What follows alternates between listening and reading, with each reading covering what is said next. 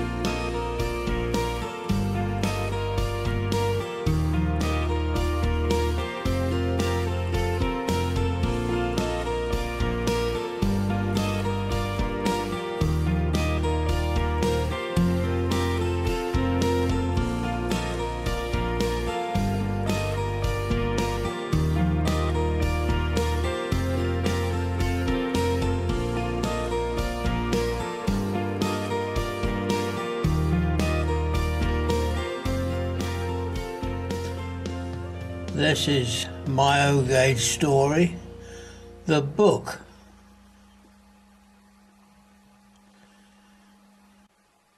The Peterborough District Model Railway Club in the middle 70s gave me 3 O-Gage wagon kits, 3H, a 5-plank open, a 3-plank open, and a 7-plank mineral wagon, which I built up and hand painted.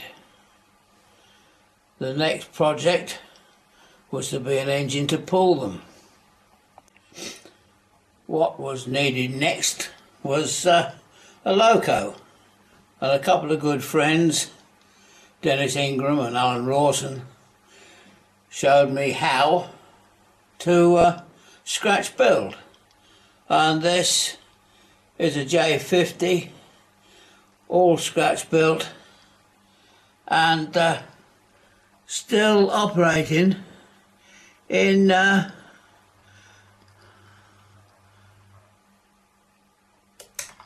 13.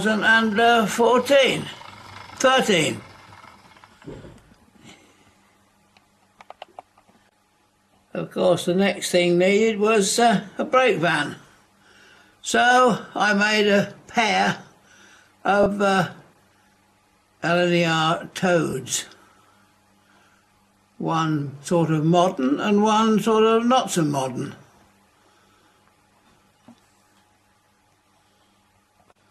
And then followed a few homemade wagons, like this.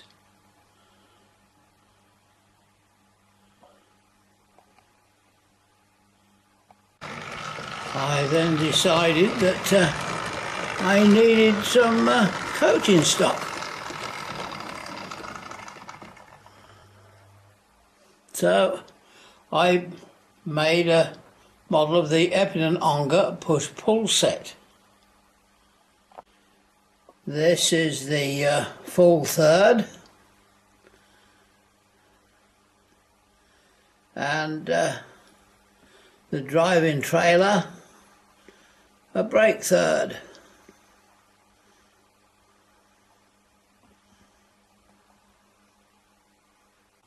And the driving end.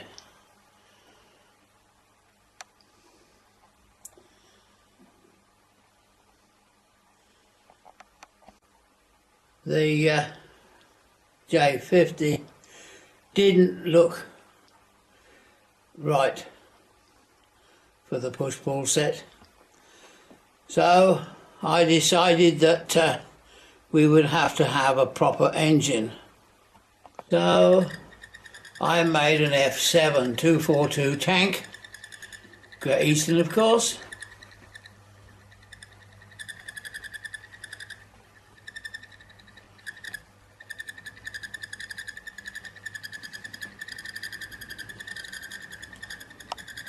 Now on another day, looking much more authentic with the proper loco and with the coaches. Pulling in to an as yet unbuilt station. Now with the push-pull set, a few wagons and a pair of brake vans, it was decided to build a small country terminus, which I called Tilbrook.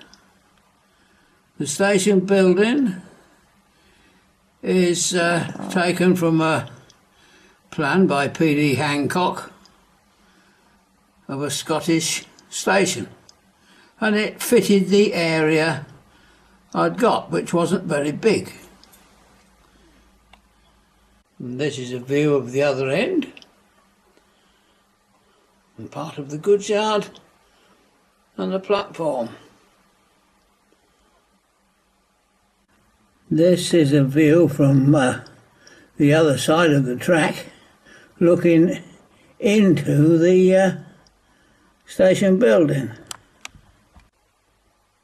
That's the third engine I made, standing outside the goods shed, shunting wagons.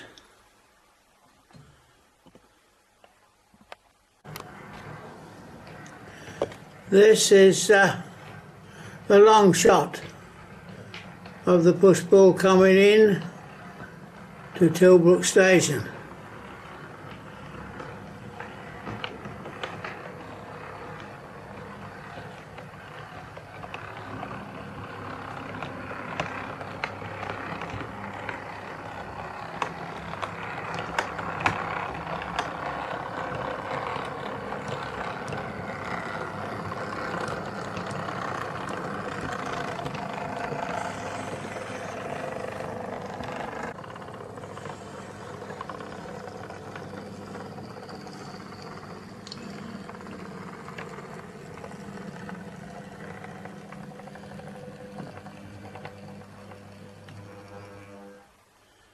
And that is up to the buffers. This is looking into Tilbrook, and this is how we avoid buffer locking on crossovers. Always make them on the curve.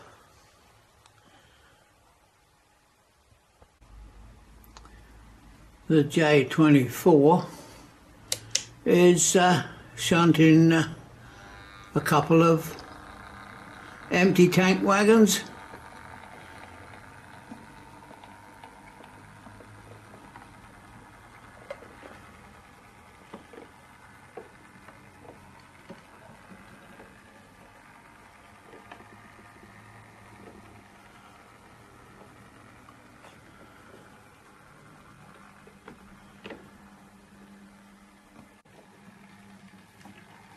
Now reversing back over the one of the crossovers to pick up some more wagons.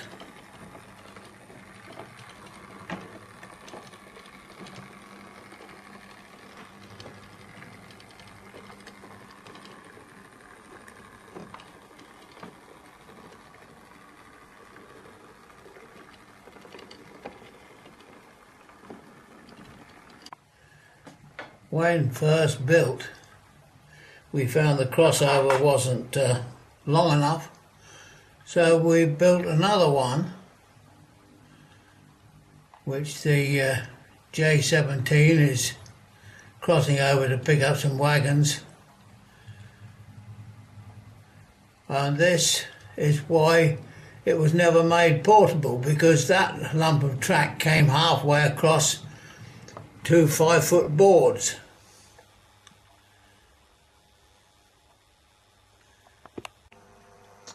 This is the first turntable I ever built. It's right in the corner at Tilbrook. And believe it or not, it can turn a B12. Only just.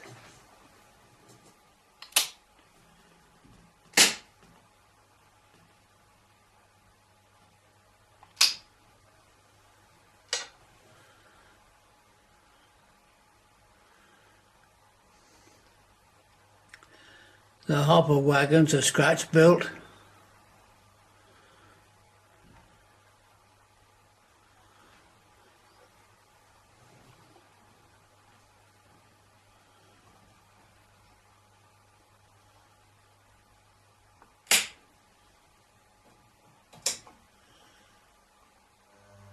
Safely turned and backing off.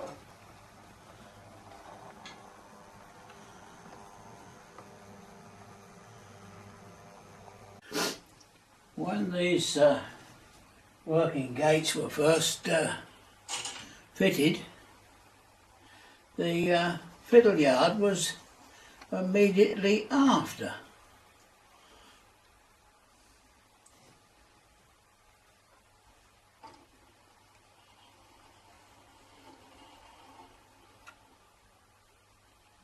But found out that the fiddle yard across the end of the room wasn't any good at all, so we moved the fiddle yard to the other side of the layout altogether, and we turned this into a scenic part, as you can see.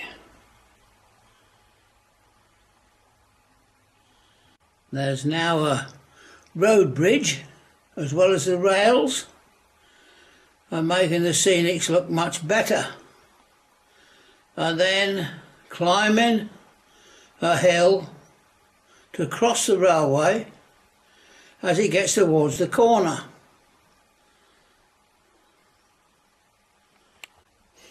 And now climbing up to go over the bridge.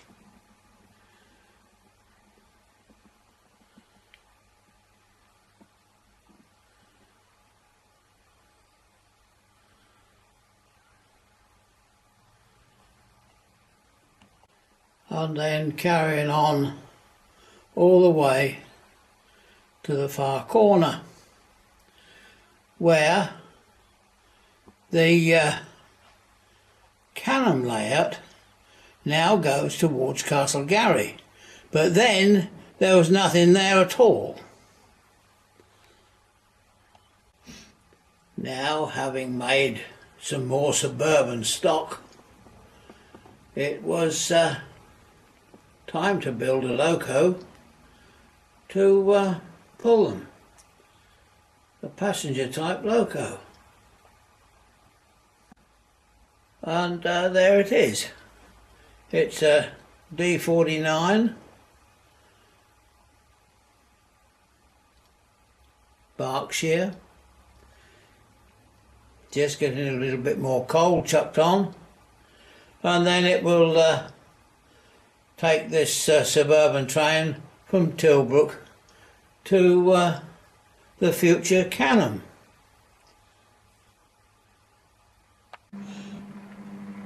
And here it is, about to pass behind Tilbrook Sheds.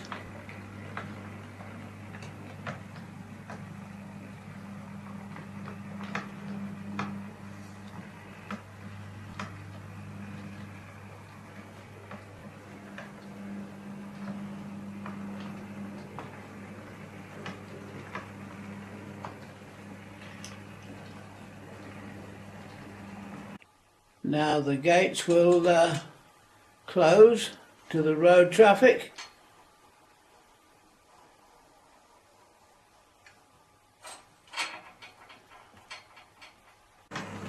And the train will now pass through and heading on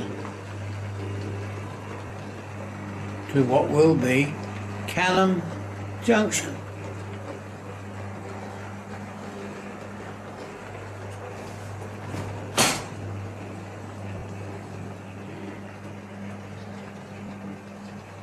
Gates closing to let the traffic through.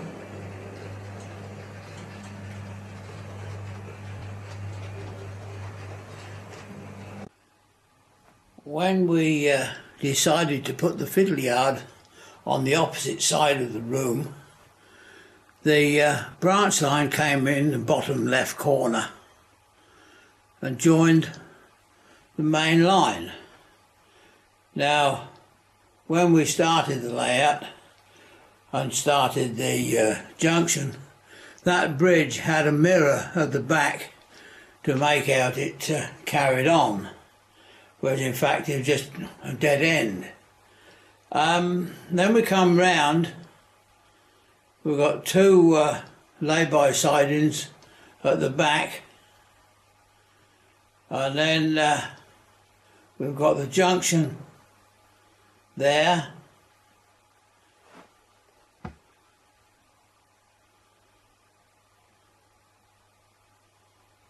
Over the junction.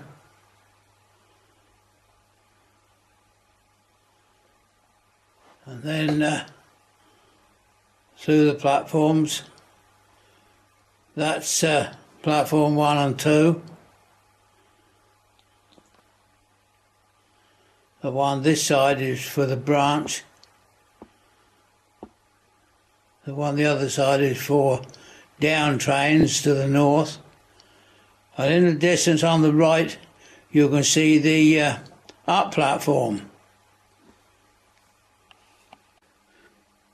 This is looking at the other end, and that also had a mirror at the end to make out that we carried on. And that's the station we built. It's a model of French Drove station on the March to Spalding line, now defunct. It's a private house now. We had a imaginary dairy, now we've got a proper one.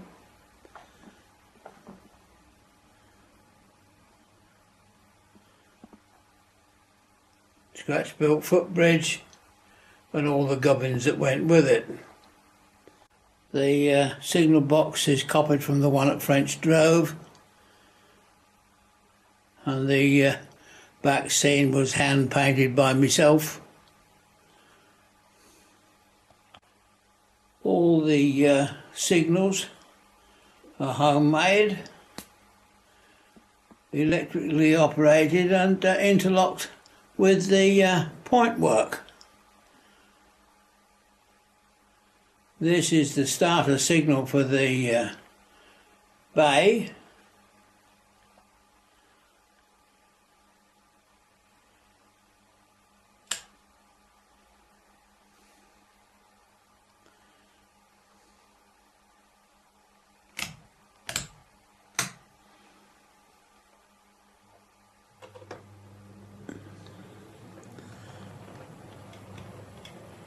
And there goes the push-pull, heading off for Tilbrook.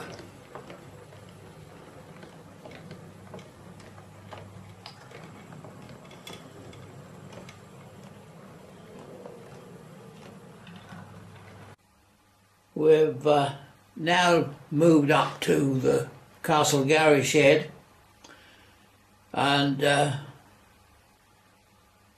this is built in conjunction with my friend Gary.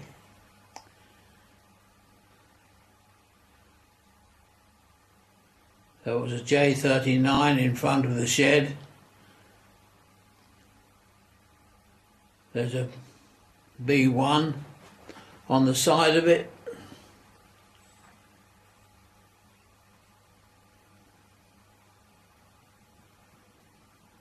Water tower. And the back of Castlegarry platforms. The B4 Bantam Cock has just come out of the shed, ready to go down to the main station to take an express south. One of the tram locos is taking a wagon load of coal up to the coal stage.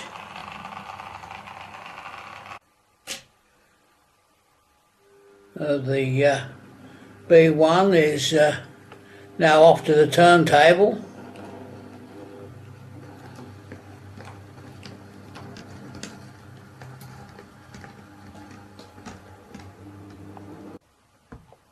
And now being turned.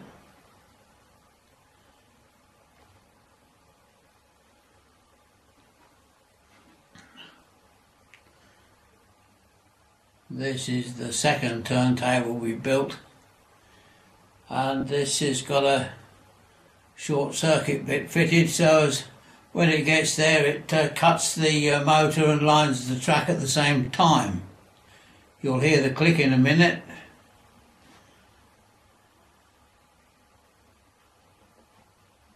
That's it, all ready to come off. These are some of the road scenes along the back of the layout, hiding what used to be the fiddle part of the setup.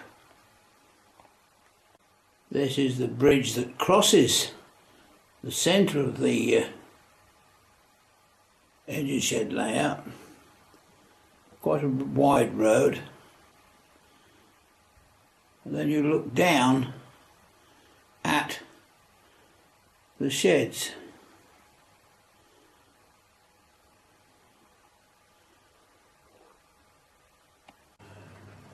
This is looking down the road that eventually crosses the station platforms.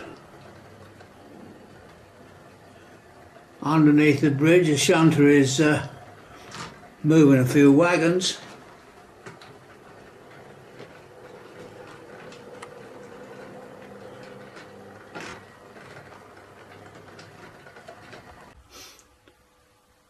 When first built, this end didn't go anywhere at all, but a long while after it was built, a hole was knocked through the wall so that the tracks on the right and the left both carried on onto a 6-foot long extension to the platforms, which allowed us to have longer trains when we eventually went through to Bath, which is another story later on.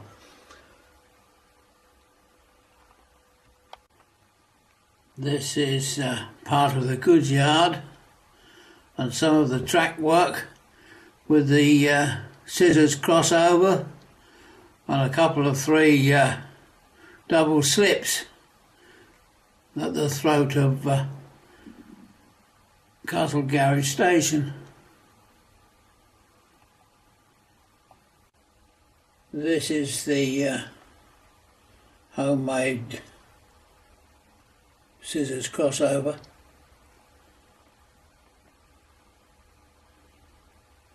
The wiring was a little tricky, but it's all done on the slide switches that operate the points. And there's the station platform.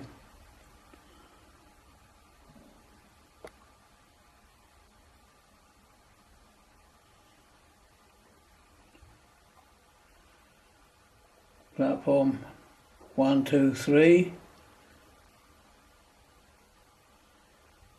2 and 3 can carry on all the way through the end to Scotland now. This is an N7 waiting in platform 2 to take a passenger train to Canham. Passing behind is a K3 heading south with a long coal train.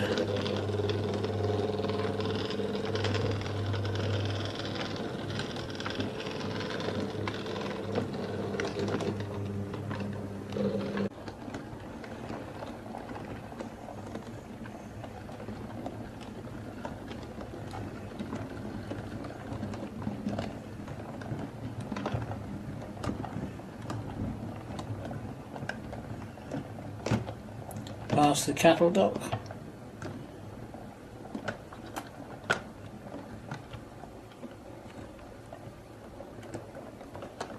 and under the bridge.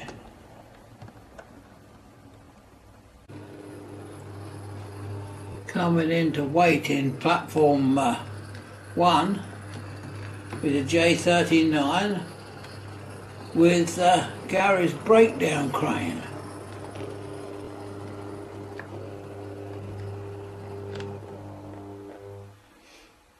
This was completely scratch built by himself.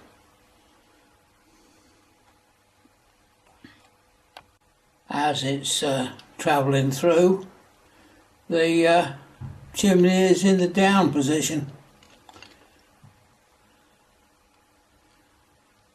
When I first got this, after Gary had died, it was all in bits in a plastic bag, and I've had to rebuild most of it. But it works. I had to completely build the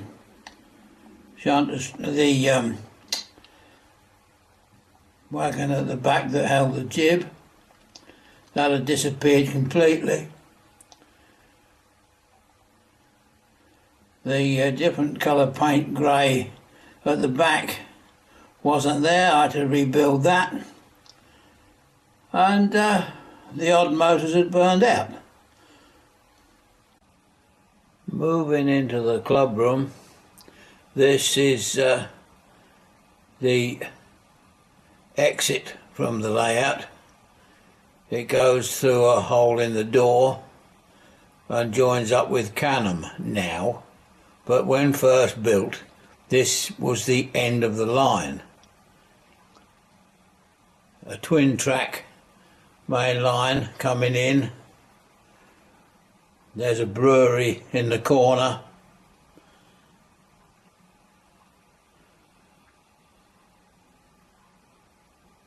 A small goods yard at the back.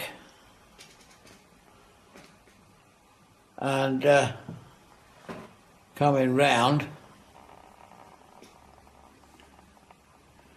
we have the signal box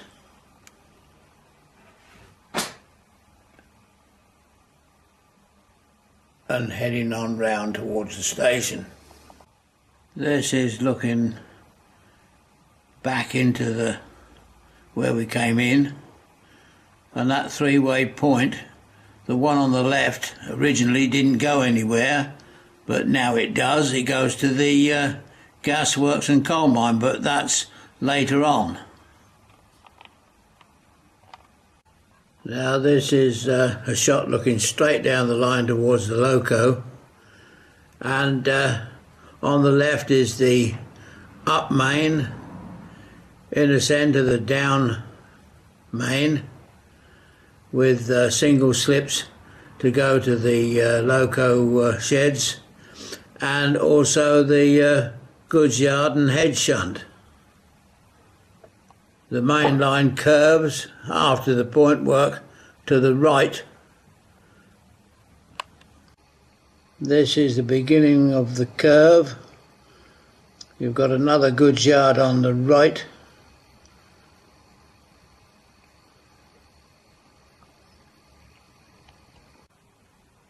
This is the coaling stage and the empty loco sheds at the moment.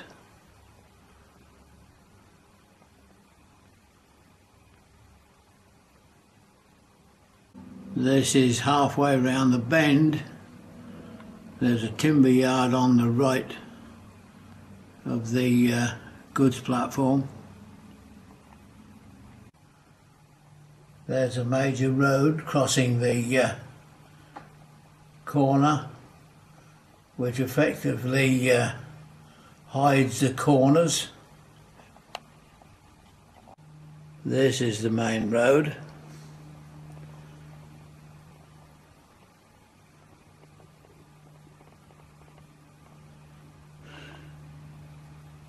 And the factory named after our founder, Tom Young. This is the other side of the road bridge, looking back. Goods platform on the left and goods sidings on the left. The second archway is the main lines and the loco spur. Another shot of this road bridge, and the line from the platforms to the loco shed. This is looking into the timber works. There are three good sidings at this end, and the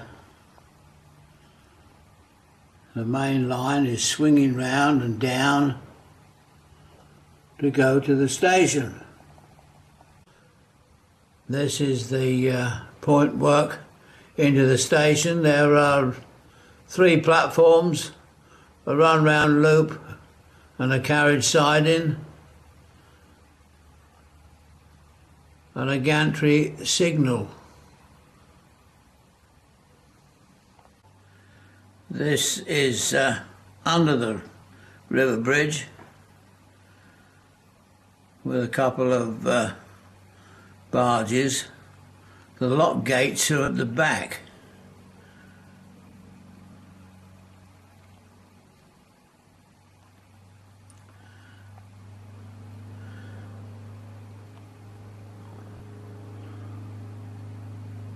The completely scratch-built signal gantry crosses the throat of the station. This is looking back down the tracks from the platforms, and this is looking into the station itself with its budgie cage roof.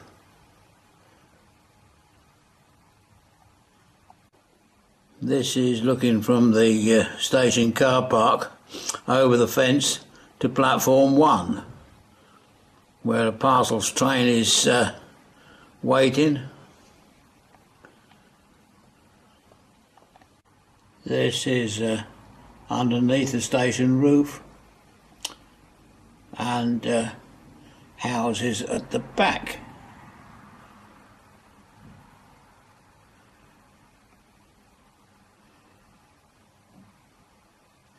And then hand-painted scenery on the wall.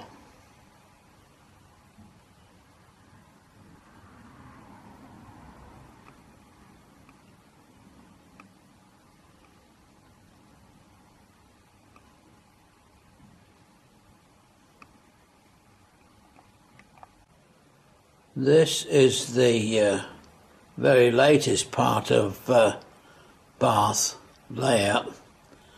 This is the gasworks, and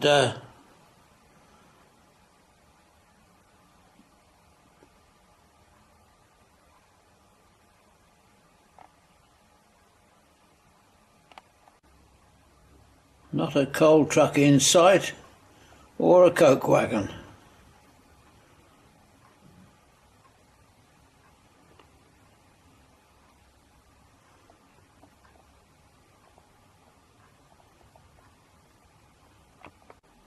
At the start of the gasworks siding, there is a Southern Region goods shed.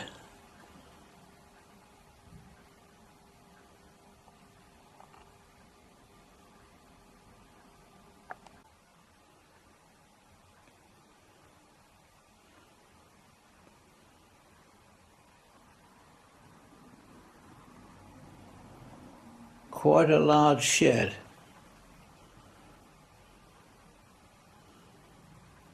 Gated entrance to the yard. And in the background is the stable block.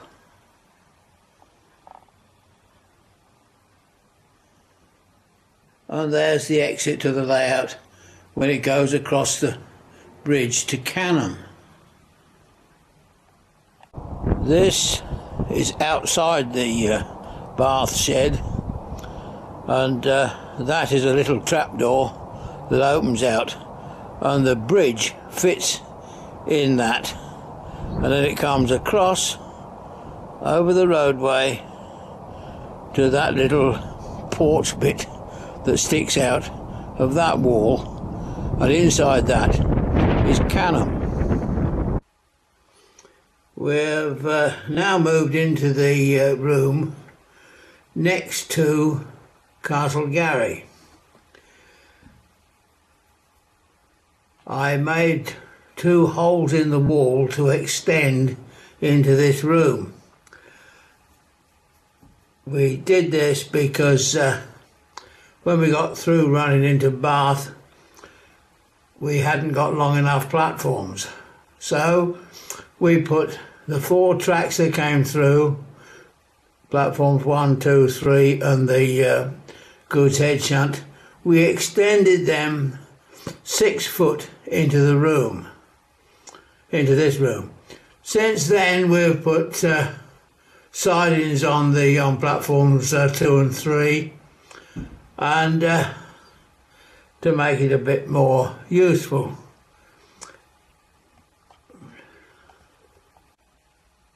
When the points were put in, we decided to cover them up with a bridge, and then we put a house on it and scenics and God knows what. And it went through for about 6 feet. But after a while, I decided to extend it all the way across the room, all 12 feet instead of 6. This is the other end of it. So we had 6 long sidings.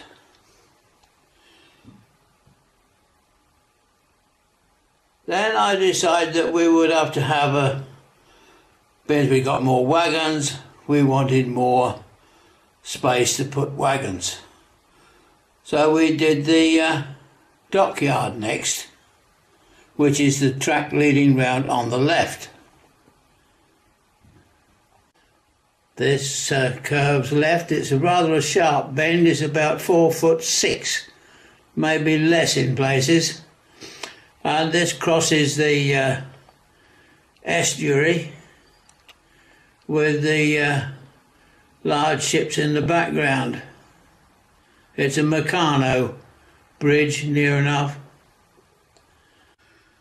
This is further round.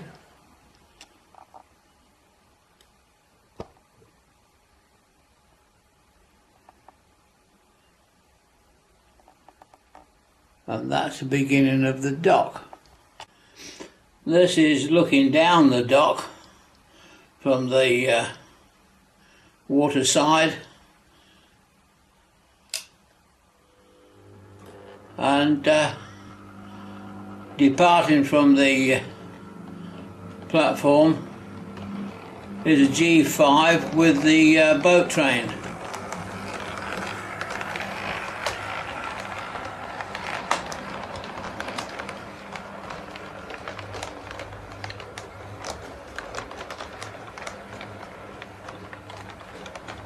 This is a dockside crane thing that I built to unload a ship onto a wagon.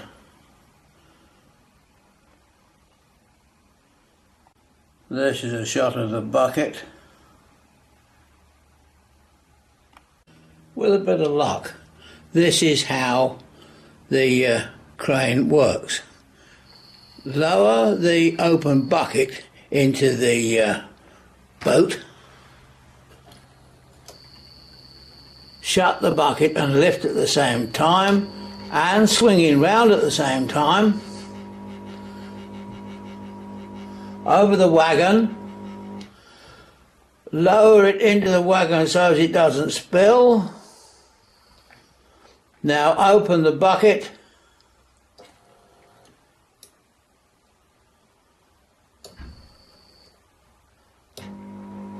swing back over the boat, lowering the bucket at the same time,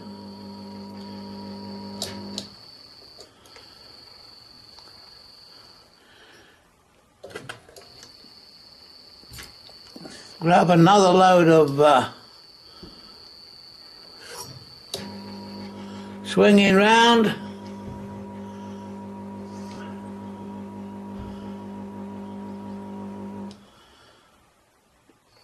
lower it with a bit of luck and open it, and that's that. This is looking at the other end of the dock at the barge.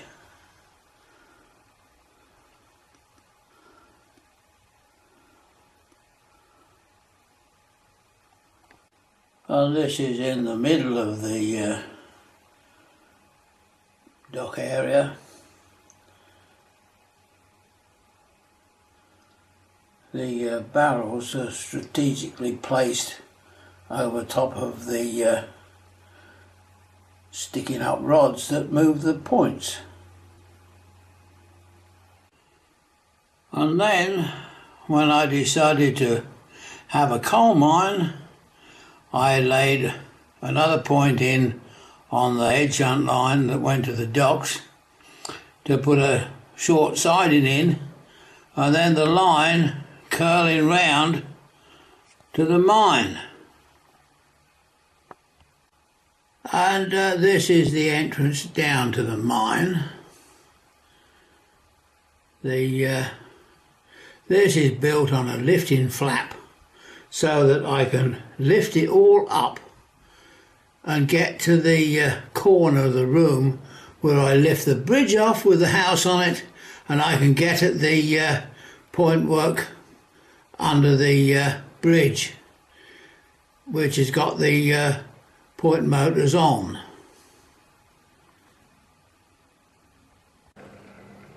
I bought a couple of Hudswell Clark industrial shunters to work this.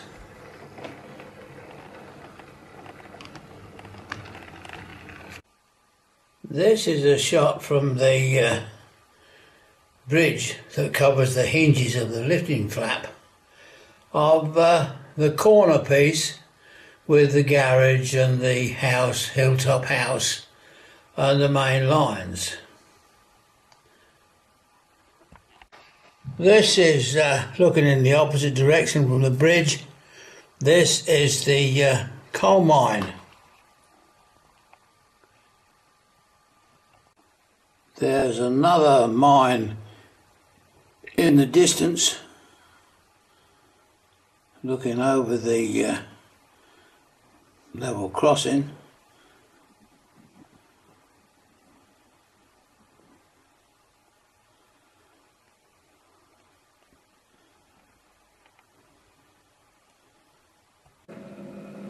These industrial locos are low enough to get underneath the screens.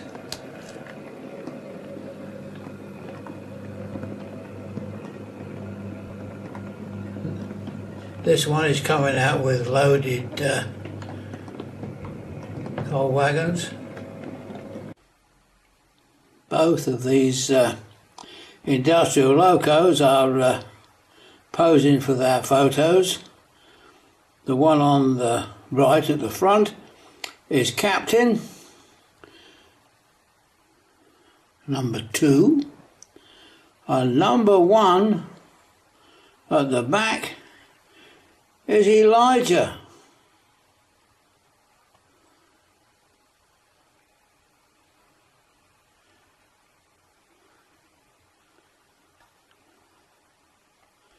This is the end of the line, and there's the screens, and above is the winding gear.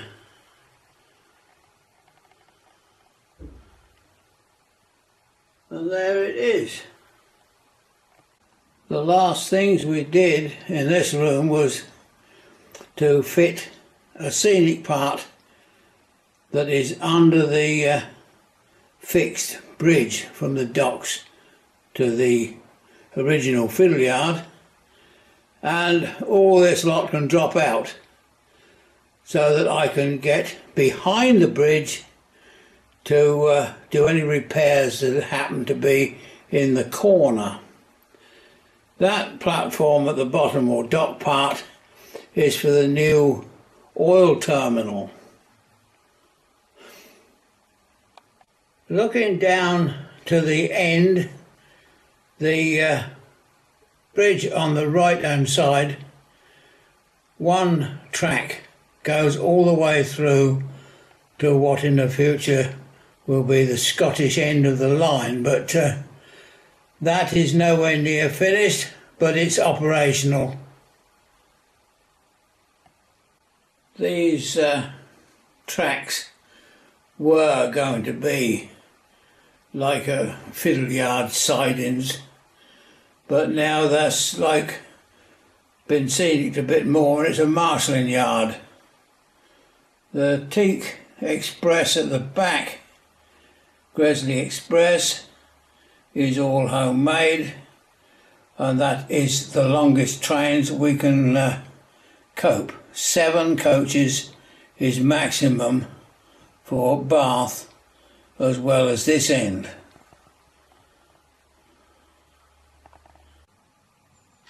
These are the 2 bridging pieces that cross the roadway between Bath and Canham.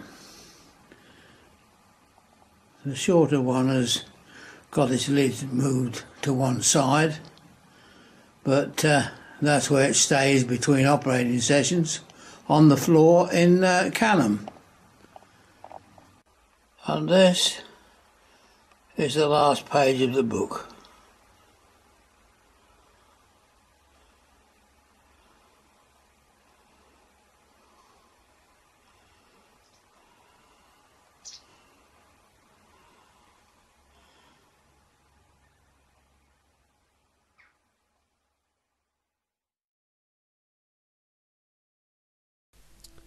And now, as a reminder, the track diagrams taken from earlier programs.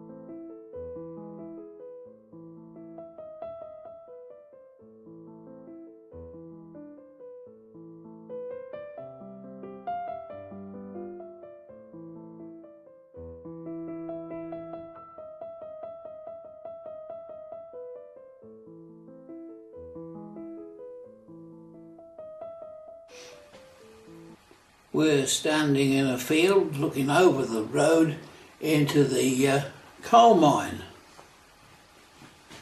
And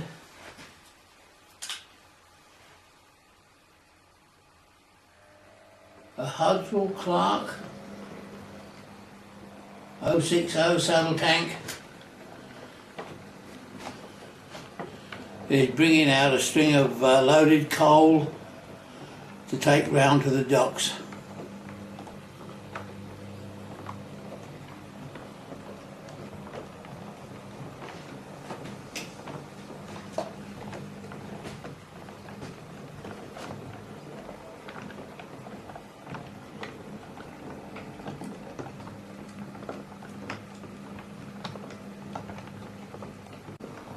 Now looking in the other direction, going up the hill under the bridge, under the road bridge.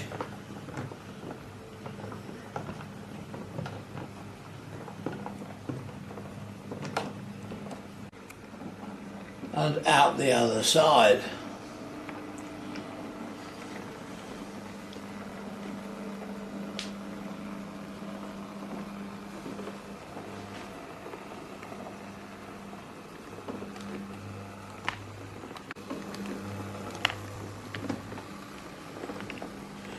In the background is Elijah with the brake van coming round, marshalling yard at the back.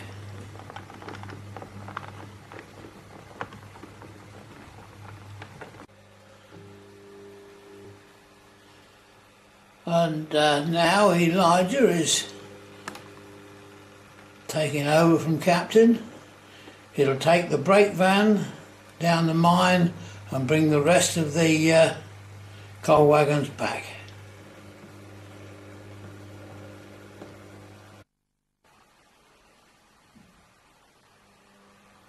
And now Captain crawls off to park up out of the way.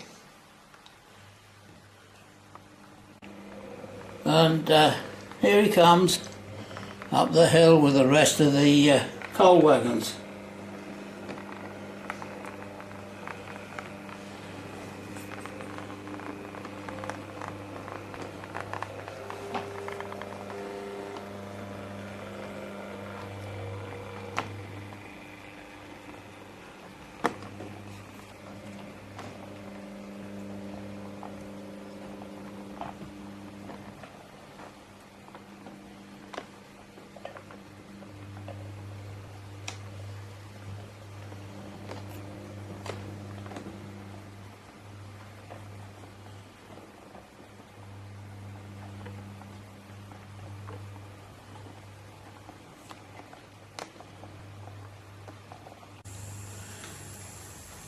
This is the estuary over the docks, and coming in is the Sentinel, bringing in the tourist stock to meet the boat train.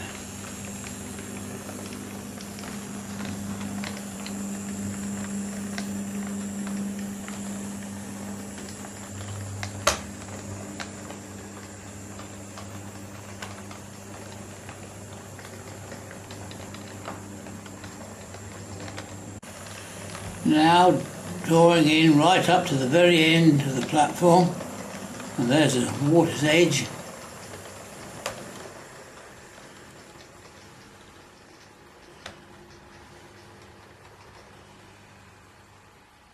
All drawn in. This is a view of the docks at the entry end. And the tram loco is drawing into Shunterfield wagons.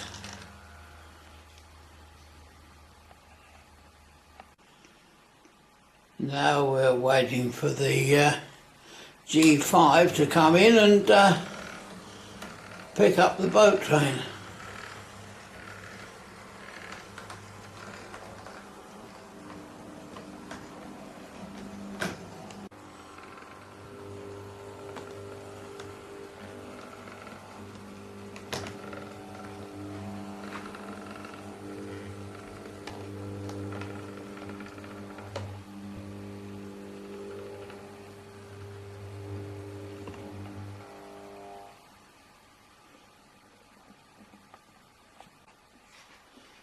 And there is a barge in the docks bringing in clay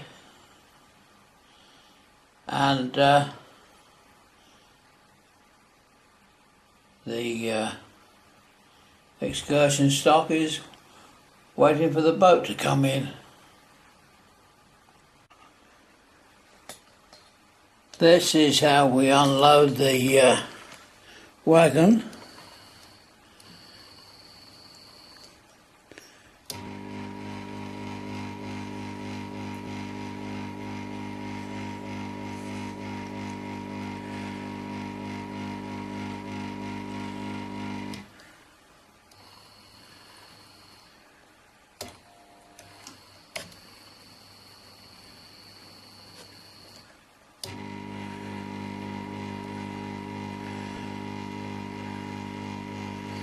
Now lowering into the boat.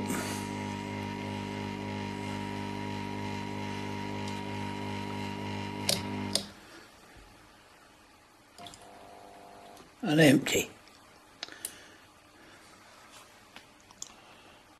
We've now moved into Castlegarry and we're looking under the road bridge that crosses the main platforms, and coming up from the docks and the coal mine is the coal train heading for the London end.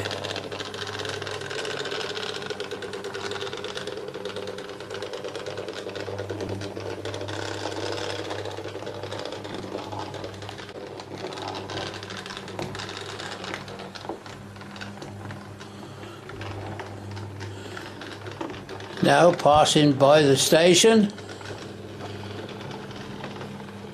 over the scissors and down the hole.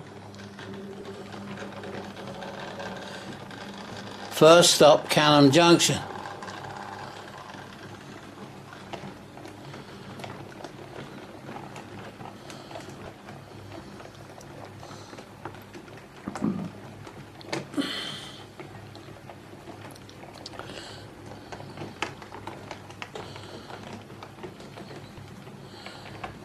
Signal back to danger.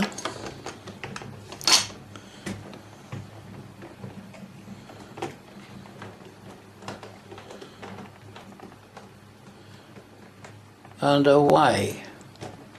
There's an N7 waiting to head south with a local passenger.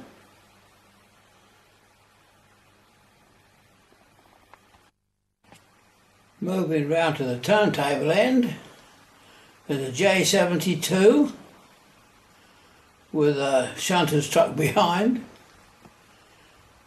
In front of that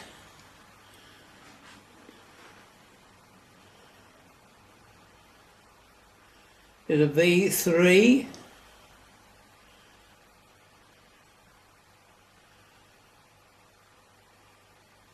On the other side of that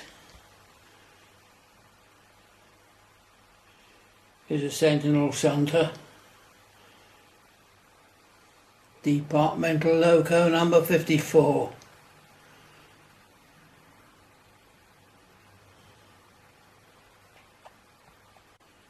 Now up at the other end near the loco coal is a tram loco.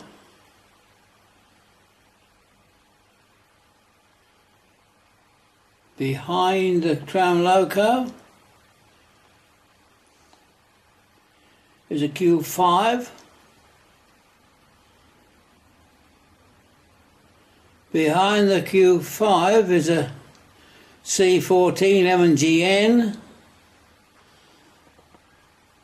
And then you can just see the back end of a tender. We'll look at the other end of the shed in a minute. This is the owner of the tender, a B1 roe deer. In the shed, which we can't see, is a V4 bantam cock. I can see its buffer beam, that's about all. But in front of that is a J39. All these are in the loco yard